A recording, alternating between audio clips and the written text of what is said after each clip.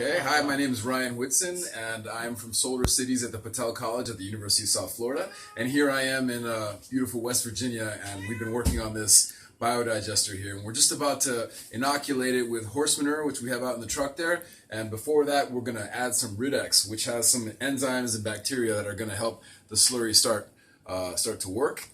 This device is this is quite complex, actually. Well, it's simple but complex at the same time. It looks complex, but we have two IBC tanks inside of here, and we have here's our input coming from the incinerator upstairs. So it's going to feed liquefied food down this tube here. It's going to go either way into the tank. It's going to in the tank, it's going to be digested by anaerobic bacteria and going to come up the center here as gas. And this gas, this is our gas light.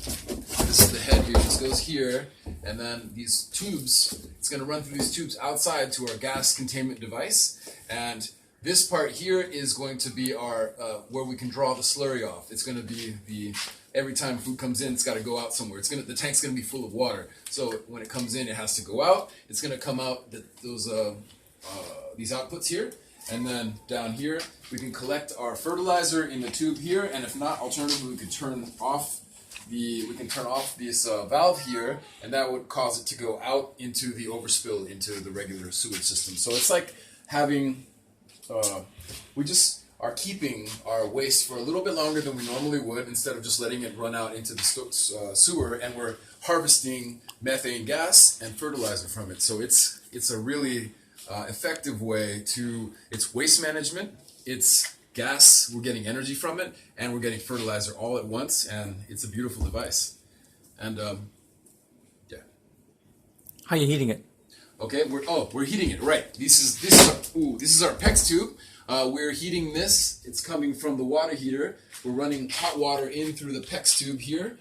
This PEX tube is resistant to heat, and we have 100 feet of PEX tube just swiveled around inside the machine, the device.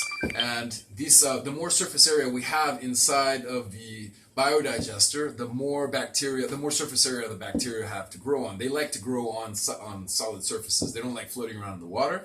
So we give them plenty of warm surface area. They're going to be happy in there. And we also have this here. This is another heating method that we're using. We've contained both units inside what is this, insulation. This is just like styrofoam insulation, and it's coming from the back of the heater, coming into the heater, into here, and then going out the normal heating pipe. So the hot air that's going to come out of the dryer, that would normally just go blowing out into the atmosphere, is actually being used now to keep our bacteria warm and happy. Excellent. And, yes. Okay. So again, inoculate. It's good. And now, the next step is to inoculate our tanks. This is our. We're going to put this in to. This has the bacteria and the enzymes, but the manure itself is already naturally inoculated with the anaerobic bacteria. They live in our stomachs. They live in the stomachs of pretty much all animals. So they like to stay.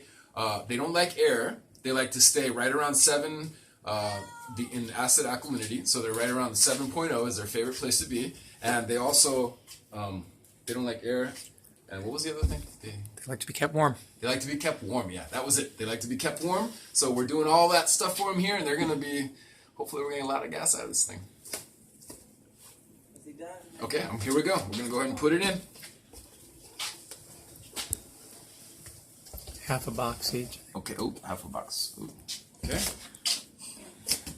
That's one side. Here's the other side. Okay. Excellent. Let's go for manure. Okay. Now we're going to go for the manure, and that's our next step.